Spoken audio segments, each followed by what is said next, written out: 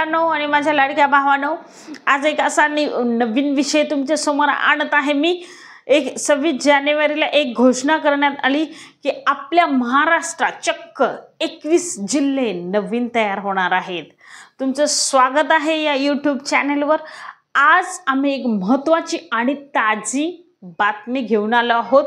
चला तर पाहूया 26 जानेवारीच्या ऐतिहासिक दिनांकाला महाराष्ट्रात नवीन 21 जिल्ह्यांची घोषणा केली आहे। तर ती बातमी खरी आहे का, चर्चा काय आहे ही सविस्तर माहिती जाणून घेऊया। यासाठी व्हिडिओ स्किप न करता ही नवीन बातमी बघण्यासाठी शेवटपर्यंत व्हिडिओ पहा।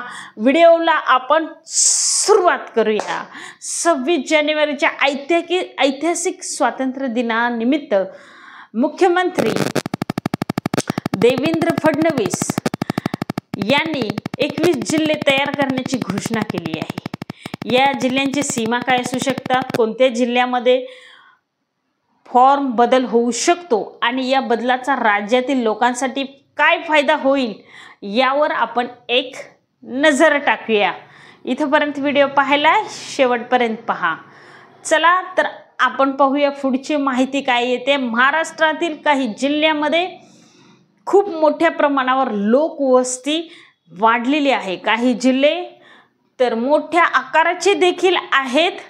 नवीन जिल्हे तयार केल्याने प्रशासन अधिक कार्यक्षम होणारच आहे। तसेच लोकांना नवीन जिल्ह्यात स्थानिक प्रशासन सेवा, योजना व विकास कार्य अधिक वेगाने मिळवता येईल। म्हणजे तुम्हाला जसा मोठा जिल्हा होईल तसा नवीन गोष्टीही तिथं घडल्या जातील। प्रत्येक गोष्ट तुम्हाला त्या जिल्ह्याच्या ठिकाणी, तालुक्याच्या ठिकाणी भेटून जाईल। सध्याच्या बातम्या आणि चर्चेवरून काही संभावना अशा येत आहेत की पुणे, नाशिक आणि औरंगाबाद यासारख्या महत्त्वाच्या शहरामध्ये जास्त मागणी आहे। दुसरीकडे ग्रामीण भागातील काही विभागही या यादीमध्ये येऊ शकतात। यामुळे स्थानिक लोकांना देखील मदत मिळणार आहे। या गोष्टीचा फायदा होणार आहे, कारण महाराष्ट्राचे जिल्हे 21 जिल्हे नवीन पद्धतीने बदलण्यात नाव येणार आहे। या बदलाच्या नेहमीच्या लाभामध्ये मुख्य म्हणजे स्थानिक स्तरावर प्रशासन सुलभ होईलच। त्वरित निर्णय घेतले जातील। जसा विकास होईल तसा लगेच कोणत्याही गोष्टींचे निर्णय घेतले जातील आणि विकासाचे काम अधिक प्रभावीपणे होईल। काही जिल्ह्यावर इंफ्रास्ट्रक्चर, हायवे प्रकल्प, शिक्षण, आरोग्य आणि रोजगार योजना ही सुलभ राबवल्या जातील।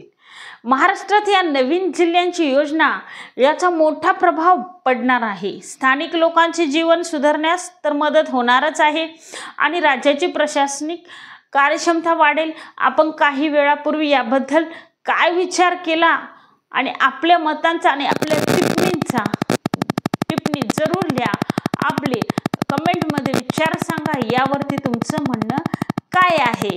कारण असं करण्याने जिल्हे अनेक नवीन नावं देण्याने किंवा जिल्ह्याचा विस्तार होण्यामुळे अनेक कामगारांना MIDC वर्गातील किंवा अनेक खाजगी कामगारांना देखील पगार वाढण्याची दाट शक्यता आहे। चला तर तुमचं म्हणणं या गोष्टीवरती काय आहे आपण सविस्तर बोलूया। काही प्रश्न असतील तर कमेंटमध्ये नक्की लिहा आणि अशीच पुढील अपडेट मिळण्यासाठी या व्हिडिओला सबस्क्राइब करून ठेवा, जेणेकरून तुम्हाला महत्त्वाची अपडेट वेळोवेळी मिळत राहील। चला तर पुढच्या व्हिडिओमध्ये भेटू। तोपर्यंत जय हिंद, जय महाराष्ट्र।